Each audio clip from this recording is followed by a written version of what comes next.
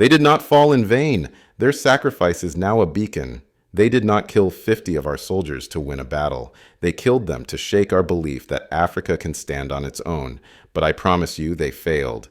In the quiet aftermath of a tragedy, sometimes the silence speaks the loudest. When the military base in Dargo was attacked, 50 soldiers lost their lives, not as casualties of a senseless war, but as sentinels of a new era. It wasn't just an attack on a location. It was a strike at an idea that an African nation can protect its borders, manage its own resources, and define its own destiny. The ashes in Dargo still smolder. But across Burkina Faso, something else is rising, a calm but unwavering determination. What happened in Dargo is not just about Burkina Faso. It raises questions for all of us. Why now? Who benefits from the chaos? And what does this mean for a continent striving to stand on its own terms? If you've ever lit a candle for justice from Selma to Soweto, keep that flame burning for Dargo. Because what you're about to hear won't be covered in the evening news. From golden soil to sovereign will the road Burkina Faso chose. Long before the world learned the name, Dargo, Burkina Faso had already stepped onto a path few dared tread. Nestled in West Africa, this land is home to vast reserves of gold, one of the richest untapped mineral landscapes on the continent. Yet for decades, the wealth beneath its soil rarely translated into prosperity for its people. Much of it was extracted raw, exported, and refined abroad, creating a system where value left the country and dependency remained. This wasn't unique to Burkina Faso. Across the Sahel, a familiar pattern took hold. Foreign troops came in the name of peace aid programs, arrived with conditions, and multinational companies received contracts that offered little local benefit. The result? A fragile form of stability, always just enough to keep conflict manageable, but never quite enough to spark real independence. In 2022, a shift began. Under new leadership, Burkina Faso started challenging the old rules.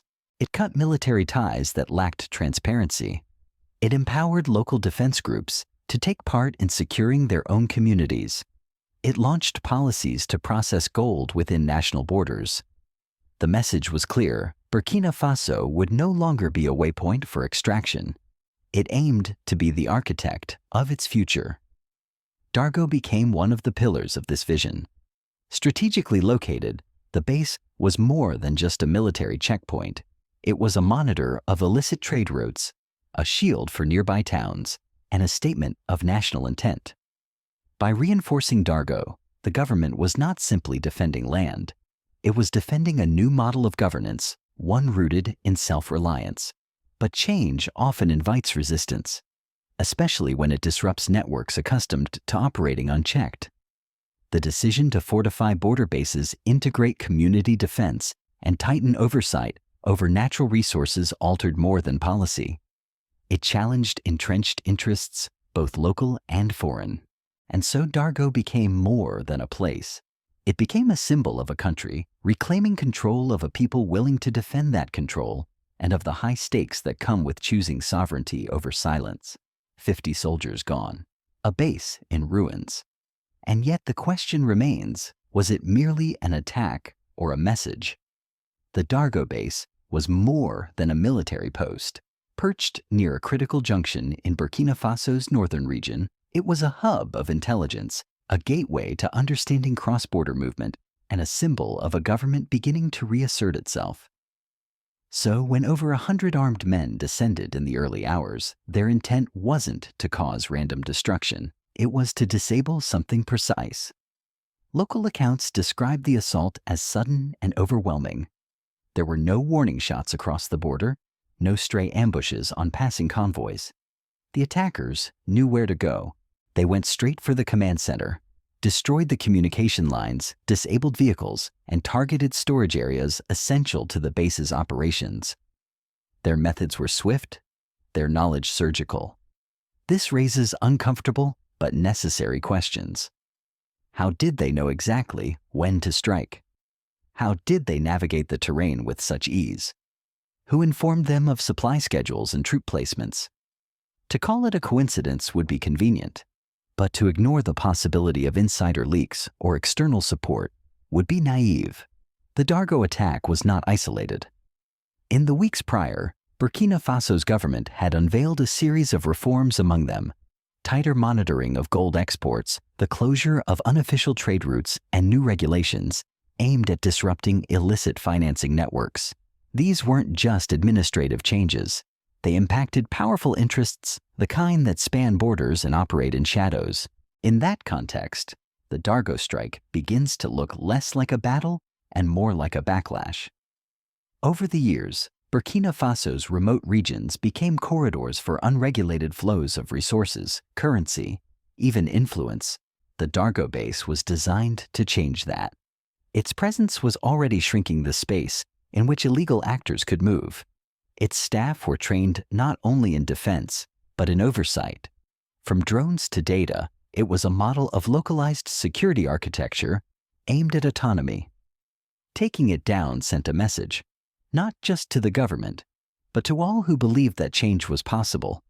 And yet, in the ashes, something else was found: resilience.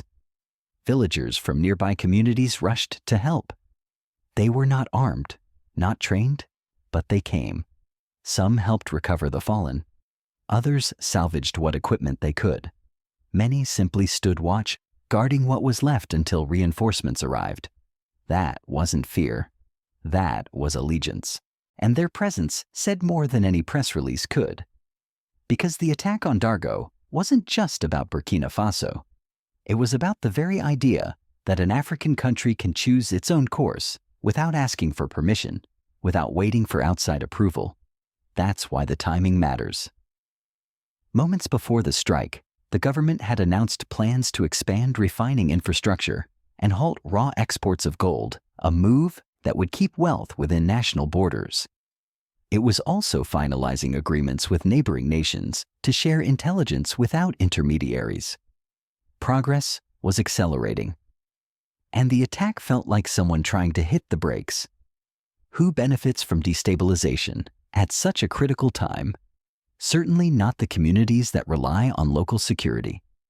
Certainly not the soldiers tasked with defending reforms. Certainly not the young volunteers who had joined the country's civilian defense program with hope in their hearts. So who gains from destruction? History doesn't always give clear answers, but it often offers clues. In regions where resources abound and sovereignty is still new, violence has a pattern. It spikes when systems shift from dependency to self-determination. From Congo to Libya, from Zimbabwe to now Burkina Faso, attempts to localize control often face abrupt and sometimes coordinated resistance. Yet what stands out in Dargo is the way people responded, not with despair, but with purpose. They didn't ask for others to come fight for them. They stood to protect what was theirs. That tells us something powerful, that this isn't just a government policy. It's a people's movement. So as investigations continue, and as the nation mourns, one question still echoes across the Sahel: who gave the order, who wanted Dargo to fall, and why? The answer may still be hidden, but the consequences are already in plain sight, and they have only strengthened the resolve of a nation that refuses to be shaken. What happens when a country stops asking and starts deciding? For many years, Burkina Faso followed a path familiar across the global south, a road paved by external advisors, guided by international conditions, and guarded by foreign troops. Development meant alignment. Stability required supervision. Growth came at the cost of ownership. And in that system, violence was often not eradicated but managed. The attacks came, yes, but always just enough to justify more intervention, not enough to cause a fundamental rethinking of the structure itself. That is, until recently. Under President Ibrahim Traoré's leadership, Burkina Faso began asking a different set of questions. What if security could be built from the ground up? What if resources could be refined within national borders? What if progress didn't require approval from across the ocean? These were not rhetorical questions. They were blueprints translated into policy training and infrastructure. And with each step, Burkina Faso stepped away from the script that many had grown accustomed to. And with every such step, resistance intensified. The truth is, few systems give up control willingly, especially systems that rely on predictable instability to maintain their role. In such frameworks, peacekeeping becomes permanent, aid becomes leverage, dependency becomes normalized. When a country challenges that, as Burkina Faso has, the reaction is rarely quiet. It happened before. When Ghana pursued economic independence, under Kwame Nkrumah, sabotage and disinformation campaigns followed. When Thomas Sankara sought food self-sufficiency and nationalized land, internal division and external pressure mounted swiftly. In both cases, sovereignty proved dangerous not to the people, but to those invested in the status quo. Burkina Faso is experiencing a similar pattern. When the country halted raw gold exports, it didn't just disrupt smugglers, it disrupted industries. When it refused conditional aid, it redefined development. When it reduced reliance on foreign troops and elevated community defense forces, it questioned long-held assumptions about African capacity. That's why Dargo was not just a military base. It was a symbol of these disruptions, and perhaps to some a threat. Because when a nation says no and backs it up with action, it sends ripples through boardrooms and briefings far beyond its borders. It forces reconsideration of old arrangements. It challenges narratives that frame African countries as perpetual recipients rather than architects. But saying no is not without cost. In the months leading up to the Dargo attack, there were signs, subtle shifts in tone from international partners, delays in development cooperation, increased pressure through economic channels. And then the violence. It's important to be clear. No credible evidence yet points to a direct connection between external actors and the attackers. But the pattern is revealing. Each time Burkina Faso moves toward deeper self-governance, organized violence seems to follow, carried out by groups whose operations depend on the very networks the government is trying to dismantle. These groups, armed, mobile, and well-funded, often thrive in gray zones where oversight is weak and allegiance is negotiable. Their strength depends not only on weapons, but on access to borders, to black markets, to safe corridors. Dargo blocked those corridors. Its fall then is not just a loss of life. It is a loss of momentum for a model that prioritizes internal strength over external assistance. But here is the part often missed. The public knows this. They see the timing. They recognize the pattern. And increasingly, they reject the idea that these attacks are random. On social media, phrases like, "they died for our gold" and "sovereignty has a price" are gaining traction. In rural villages, elders are telling youth about Sankara, not just as a martyr, but as a mirror. In classrooms, teachers are framing recent events as part of a broader African story, one where agency is reclaimed, not granted. This consciousness shift is powerful because it means that independence is no longer just a policy goal. It's becoming a social value, and that's what makes it so resilient. A base can be destroyed, a convoy ambushed, but a belief, especially one shared across generations, is much harder to extinguish. Burkina Faso is not claiming to have all the answers. Its path is difficult. Its choices are controversial. But it is walking that path with eyes open and increasingly with its people beside it. That is the hidden truth. Attacks like Dargo are not signs of failure. They are signs of friction, the kind that comes when a country decides to stand tall. And they reveal more than opposition. They reveal how deeply the old systems relied on silence, on consent, on continuation. Burkina Faso has broken that cycle, and in doing so, it has lit a signal flare to the rest of the continent. We may be vulnerable, but we are not voiceless. We may be small, but we are not for sale. And when we say no, we mean it. 50 lives taken, but a nation rose. In the wake of the attack on Dargo, grief swept across Burkina Faso like a sudden dust storm, quiet, heavy, and inescapable. 50 soldiers had died. Their families faced a silence no words could fill. Their communities awoke to absence, their routines altered by a hole where trust and protection once stood. But something unexpected happened. The people did not flee.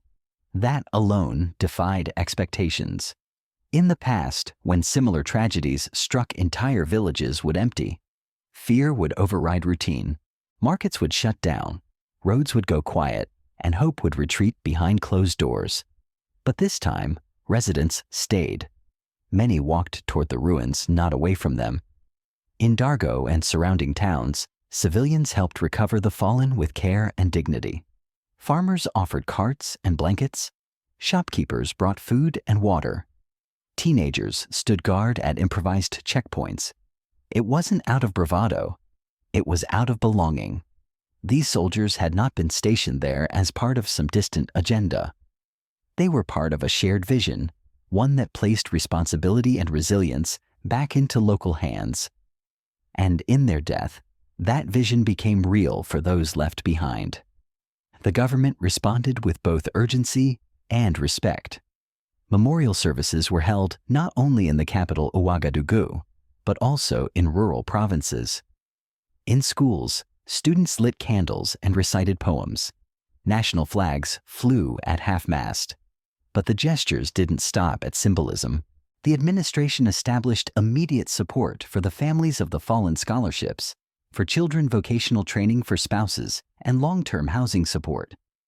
This was not just about honoring the dead. It was about protecting the living. And yet, the most profound response came not from institutions, but from individuals. In a remote village near Dargo, a retired tailor named Amadou gathered his neighbors and pledged to sew uniforms for the local civilian defense group free of charge. If they stood for us, he said, we must stand for them. In Bobo Dioulasso, a group of musicians wrote a tribute song blending traditional rhythms with lyrics that called the fallen the keepers of the flame. The song spread quickly, played at bus stops and markets, becoming a kind of anthem for a country reckoning with loss and holding on to pride. And in Ouagadougou, an artist painted a mural of the 50 soldiers. But instead of depicting them in combat, he portrayed them as farmers, teachers, and builders, not as symbols of war, but as guardians of the peace they died protecting. This cultural response marked a shift. For the first time in years, a national tragedy wasn't framed as evidence of weakness, but as confirmation of purpose. The Volunteers for the Defense of the Homeland (VDP), a civilian defense force, reported a surge in new enlistments.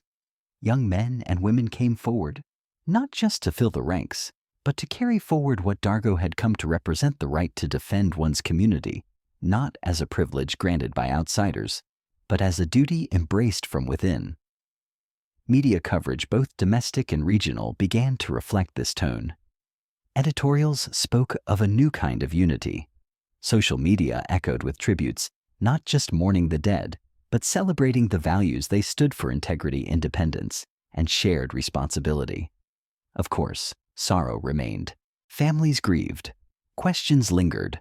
But the narrative shifted from helplessness to commitment, from fear to forward motion. This shift matters. Because when a nation responds to violence not with retreat, but with deeper engagement, something foundational changes. The cycle of dependence weakens. The culture of resilience strengthens. In past decades, attacks like Dargo would have prompted calls for external rescue for peacekeepers or foreign troops to restore order. But now the dominant call is different. Let us finish what they started. And perhaps that is the most profound transformation of all. The fallen are no longer seen as victims of circumstance. They are seen as the first stones in a foundation still being laid. Dargo did not break the nation. It clarified its resolve. It reminded citizens that the path to self-determination is neither straight nor smooth. That progress, when real, is often met with pain. But also that pain, when shared, can become purpose. can ID. So today across Burkina Faso, there are fewer tears and more questions. What will we build in their memory? What future do we owe to their sacrifice? And most importantly, will we let this moment define us, or will we define what comes next? The world may see crisis, but from within, something far more profound is unfolding. To outside observers, the attack on the Dargo military base may appear to confirm a familiar narrative that Burkina Faso is struggling, vulnerable, and unstable. But those on the ground tell a different story, one that doesn't ignore the tragedy, but places it in the context of transformation. Because the reality is, this Burkina Faso is not falling apart. It is shedding a skin. For decades, much of the Sahel region operated within a framework that emphasized outside assistance over internal strength. Security was largely outsourced. Development was guided by external lenders. Trade agreements often prioritized exports of raw materials over domestic value creation.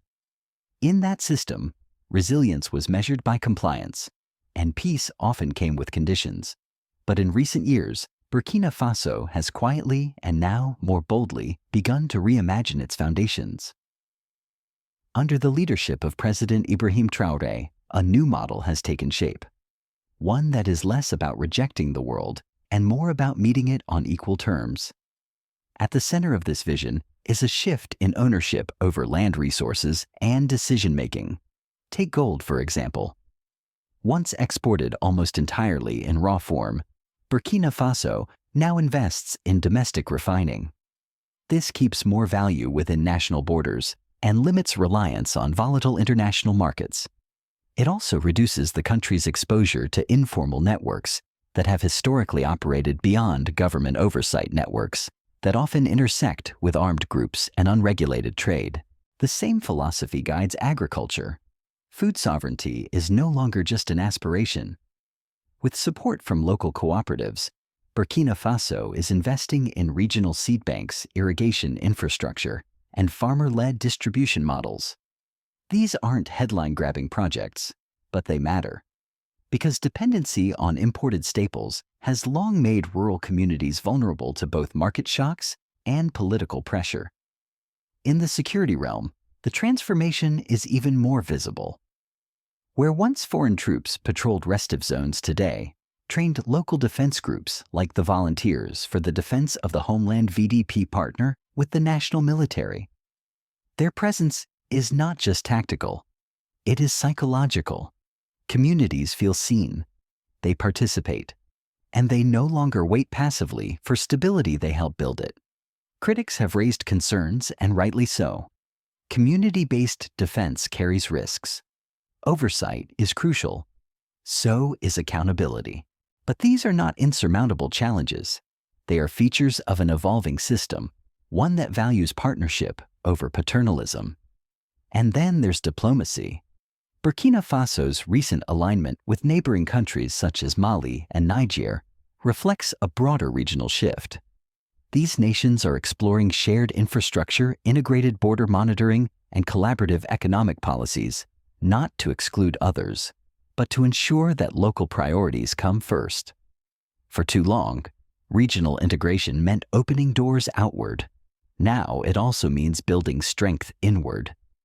This recalibration has implications far beyond West Africa, because if Burkina Faso can succeed, if it can manage its own security process, its own resources, and define its own development agenda, it sets a precedent, not just for the Sahel, but for every nation still wrestling with inherited systems that no longer serve them. This perhaps explains the intensity of the resistance. Dargo was not only a military target, it was a warning that real independence invites real opposition. But that's the nature of transitions. They are never smooth. They never come without cost, and they rarely follow a script. What makes Burkina Faso's moment unique is the convergence of clarity and commitment. The clarity that sovereignty is not just a legal status, but a lived experience, and the commitment to pursue it not just from the top, but from the ground up. This is not to downplay the challenges. Armed groups still pose a serious threat. Economic pressures are real. Regional instability can spill across borders. But what's shifting is how the country faces these challenges with less deference, more determination. In strategic terms, this changes the calculus. Burkina Faso no longer fits into the category of a fragile state waiting to be stabilized. It is a state in transition making deliberate, sometimes controversial choices to strengthen itself. That doesn't make it invulnerable, but it does make it purposeful. The Dargo tragedy didn't derail this trajectory. If anything, it accelerated it. The base will be rebuilt. But more importantly, the conversation it sparked about resource control, national defense, and public unity will outlast any reconstruction.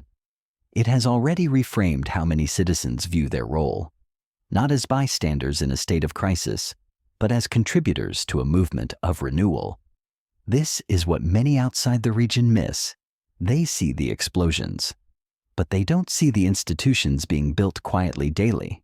They read reports of conflict, but they don't hear the songs sung at night in honor of those lost. They study policy shifts, but they don't feel the soil between the fingers of farmers who know they now plant on land governed by their own. Burkina Faso is not collapsing. It is negotiating a new chapter one page at a time. And in doing so, it offers a different kind of headline, not one of despair, but one of direction.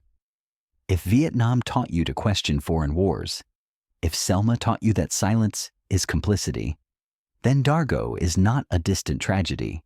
It is your unfinished lesson. What happened in Dargo is not just about Burkina Faso. It is not just about Africa. It is about what happens when a people decide they will no longer be passengers in their own future. It is about what follows the word enough. 50 soldiers gave their lives. And in doing so, they gave us a moment not to mourn in silence, but to reflect with courage. Because the struggle for sovereignty is not ancient history. It is alive, and it asks something of all of us. To those who remember Watergate, who questioned the war in Iraq, who challenged apartheid, who believed black lives and black nations deserve more than just survival. This is your moment too. The old systems that once shaped the Sahel are straining, and new ones are emerging shaped. Not in boardrooms, but in dusty villages and military outposts. By teachers, farmers, artists, and soldiers who believe that freedom must be built, protected, and lived. So ask yourself, what kind of world do you want your grandchildren to inherit? If you ever believed in justice, now is the time to remember why.